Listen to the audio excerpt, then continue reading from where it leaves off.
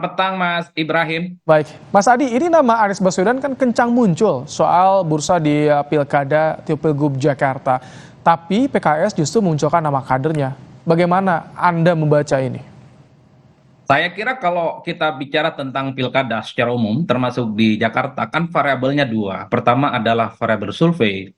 Jadi nama-nama yang punya popularitas dan elektabilitas menjulang relatifly akan mendapatkan dukungan politik ya secara elektoral. Anies di survei-survei yang kita lakukan sampai awal Januari misalnya, itu memang elektabilitasnya paling tinggi, disusul secara ketat oleh Ridwan Kamil, baru kemudian muncul nama Ahok, ada Risma. Jadi ini adalah nama-nama empat besar yang saya kira memang sangat mungkin akan diusung oleh partai-partai politik tertentu. Itu variabel survei.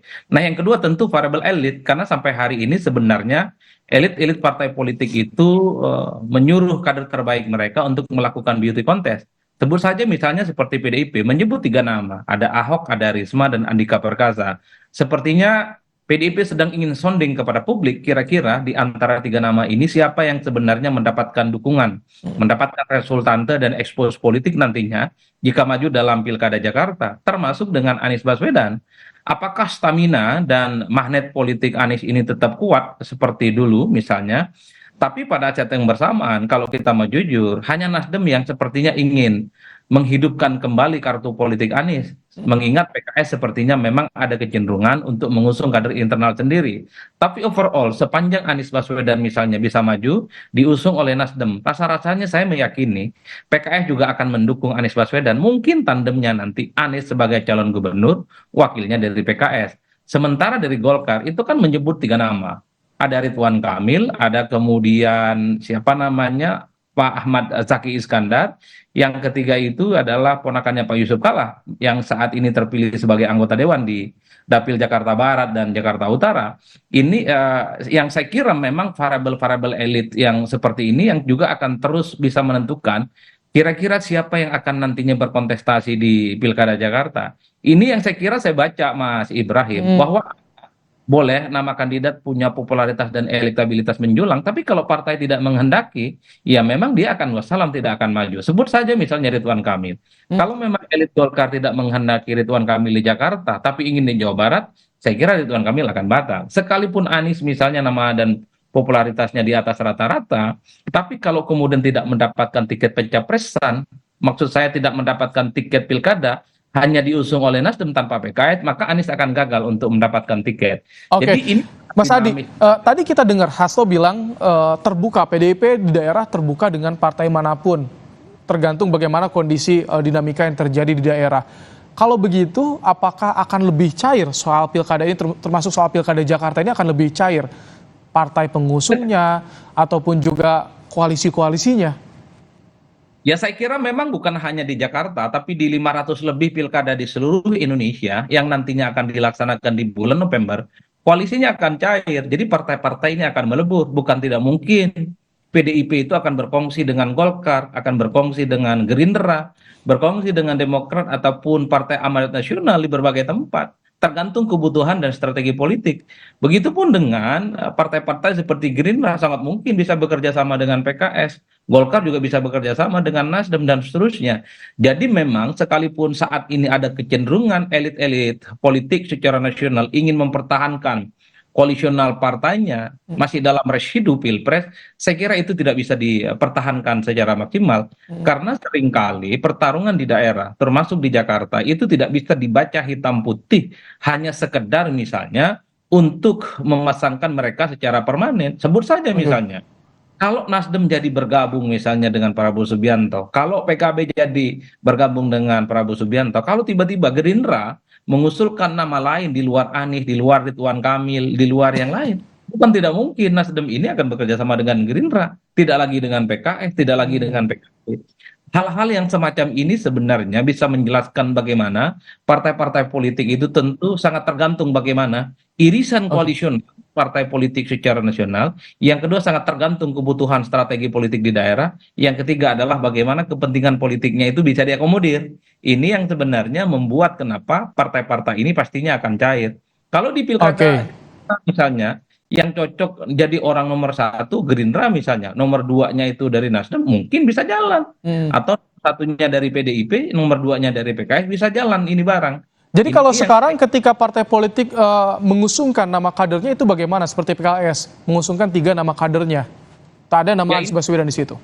Ya saya kira ini kan bagian dari tes pasar, bagaimana Hmm. kecenderungan publik akan merespon. Karena kalau misalnya partai politik seperti PKS, sorry to say, nama-nama yang disebutkan itu kan popularitas dan elektabilitasnya tidak sesignifikan Ridwan Kamil, tidak sekuat Anies Baswedan, dan tidak sekuat Ahok dan Risma. Sekalipun nama ini misalnya dipaksakan untuk maju di DKI Jakarta, belum tentu akan mendapatkan dukungan. Yang kedua, variabel logistik. Karena kita tahu di tengah pilkada secara langsung mesin politik itu harus ditopang oleh logistik yang juga berlimpah. Kalau PKS misalnya tidak memiliki logistik tidak kuat, bukan mustahil PKS ini misalnya kalaupun toh maju hanya macam inilah membuat kenapa betapa peta koleksional di level daerah termasuk Jakarta itu cukup cair, cukup dinamis dan sangat mungkin semuanya akan berubah secara total. Oke, dengan PKS tidak mengusungkan Anies Baswedan, mengusungkan 3 nama kadernya. Apakah ini jadi indikasi PKS bergabung dengan Prabowo Gibran secara nasional, Mas Adi? Kalau membaca kecenderungan politik secara umum, PKS ini sepertinya memang sangat tertarik untuk bergabung dengan Prabowo dan Gibran ya. Tapi kan PKS ini kan malu-malu tapi mau tapi dengan syarat harus diajak duluan, Mas. PKS ini kan tidak mau misalnya kelihatan menawarkan diri, menyorongkan diri, tertarik bergabung dengan koalisi Prabowo dan Gibran.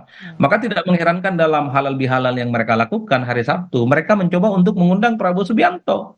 Itu kan bahasa tubuh, gestur politik yang bisa dimaknai.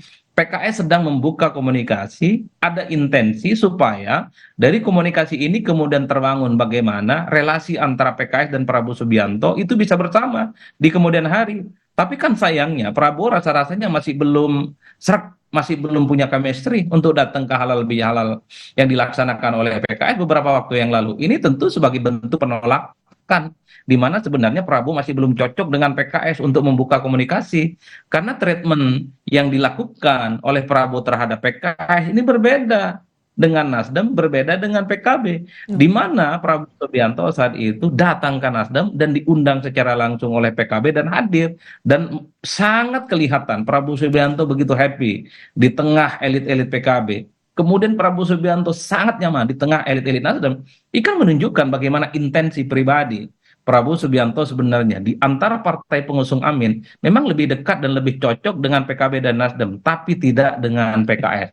Oleh karena itu, variabel-variabel ini yang saya kira tentu akan turut mendinamisasi sebenarnya bagaimana postur dan konstelasi politik yang ada di DKI Jakarta. Bukan tidak mungkin nanti PKS akan ditinggalkan sendiri, tidak lagi sama Nasdem dan PKB, tapi PKS mungkin bisa merapat dengan PDIP. Mengingat misalnya kalau Nasdem PKB jadi berkoalisi dengan Prabowo bukan tidak mungkin tiba-tiba Gerindra mengusulkan nama besar di mana PKB dan Nasdem harus ikut di mana kepentingan politik Gerindra itu mendapatkan dukungan dan support dan itu artinya PKS nggak punya partner, nggak punya teman namanya Nasdem, nggak punya teman namanya PKB dan sangat mungkin PKS akan pindah haluan, berubah 360 derajat, sangat mungkin berkoalisi dengan PDIP yang rasa-rasanya memang per hari ini menjaga jarak dengan Prabowo Subianto. Oke, jadi kendati nanti berubah menjadi DKJ, ini pertarungan Pilkada Jakarta ini masih akan menarik, akan ditentukan oleh dinamika elit di pusat. Ya saya kira memang kalau bicara tentang Pilkada Jakarta, setelah tak lagi jadi daerah istimewa, the one and only, Jakarta akan menjadi pusat yang paling banyak disorot. Karena ini akan dijadikan sebagai barometer politik secara nasional. Karena sekalipun ibu kota itu pindah, ini kan tidak otomatis mengubah epicentrum bagaimana politik itu pindah ke ibu kota yang baru. Tidak sederhana itu. Jakarta tetaplah menjadi pusat di mana semua mata akan melihat bagaimana kekuatan-kekuatan politik di sana akan bertarung. Karena Jakarta itu adalah pusat segala-galanya. Seluruh elit politik nasional ada di Jakarta. Seluruh epicentrum peradaban itu ada di Jakarta. Seluruh kebutuhan-kebutuhan ekonomi dan logistik ada di Jakarta. Dan seluruh pengendali kebijakan politik itu juga ada di Jakarta. Inilah yang kemudian saya sebutkan. Sekalipun Jakarta tak lagi jadi kota yang sangat istimewa, tapi Jakarta untuk pilkada di tahun ini 2024 tetaplah akan menjadi primadona dan idola, di mana partai politik akan menjadikan di mana sukses story pilkada mereka salah satunya adalah Jakarta. Karena siapapun yang menang di pilkada Jakarta, satu, dianggap kuat mesin politiknya, dua, itu dianggap sebagai corong bagaimana partai politik nantinya akan dilihat kinerja politiknya, dan yang ketiga yang paling penting, ini bisa jadi lompatan untuk menjadi tokoh penting di 5 tahun yang akan datang, yaitu tokoh nasional. Sangat mungkin dia akan maju dalam konteks pilpres. Oke, tadi selain Anies ada juga nama yang seperti nama Ahok, Tri Risma Harini, Andika Perkasa, Ridwan Kamil. Itu bagaimana? Apakah dengan ada nama-nama top tadi bisa kemungkinan untuk saat ini masih bisa ada berapa poros, Mas Adi? Kalau melihat kecenderungan per hari ini, sangat mungkin ada 3 poros sih. Porosnya Anies, ada porosnya Ridwan Kamil, dan nanti ada porosnya PDIP. Di mana di situ bisa mengusung Ahok, Risma, ataupun Andika Perkasa. Tapi ingat, semua partai politik yang ada di DKI Jakarta itu wajib berkoalisi. Karena tak ada satupun partai politik yang menggenapi ambang batas untuk maju sebagai kandidat calon gubernur sendiri.